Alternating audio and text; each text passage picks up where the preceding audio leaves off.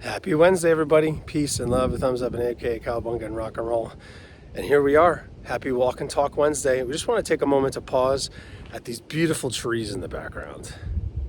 The colors. Just awesome. Beautiful, brisk fall morning. Upper 30s today.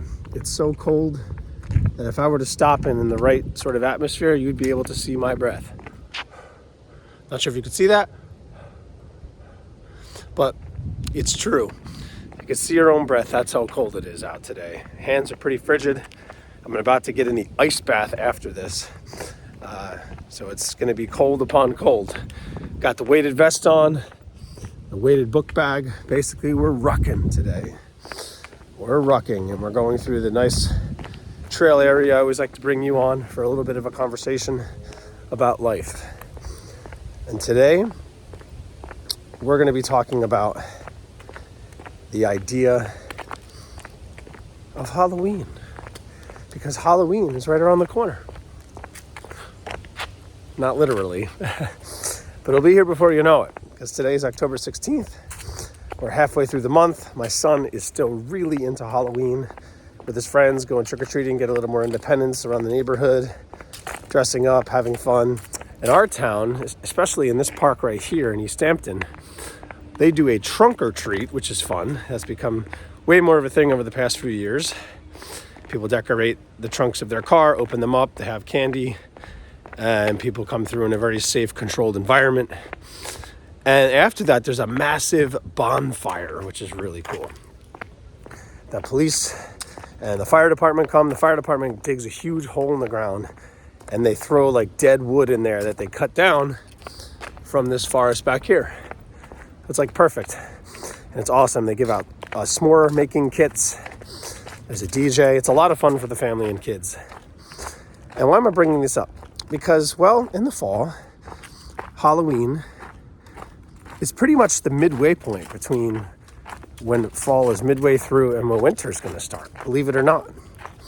Because fall technically starts on September 22nd, then it's October 31st for Halloween. That's like 5 or 6 weeks. And then 5 or 6 weeks later is the start of winter, right?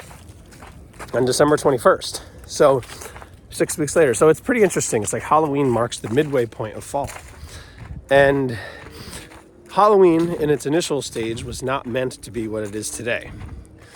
Now we can, through the Catholic Church and Christian faith, Halloween is something we think of as All Souls Day.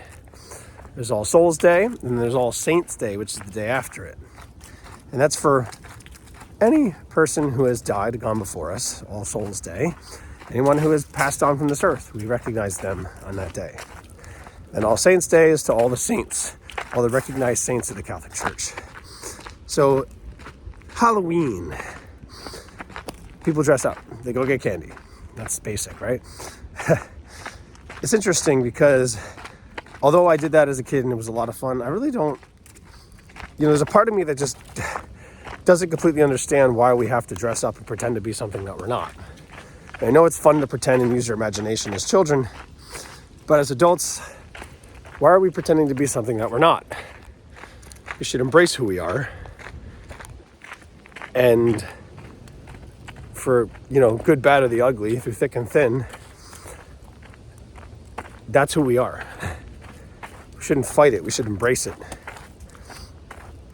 And it's one thing. Another thing, how we decided to get into the whole trick-or-treating thing, going to people's houses and expecting them to have food and candy for us.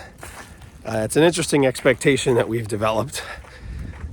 And it's, not the children's fault, but it's like, do we really have to have the expectation that every single house we go to is going to have candy? Now, I know I'm getting a little bit deeper into the thick of it here, but it's just really interesting how where it started, the whole idea of Halloween, to where it is now is vastly different. And, we've kind of done this to other holidays too, right? We've done this to Valentine's Day, which is supposed to be a day of expressing love, but now it's very commercialized with Hallmark and all these different events that go around that, and having to buy the biggest, the coolest, the next biggest thing for your partner, spouse, or show a public display of affection on social media.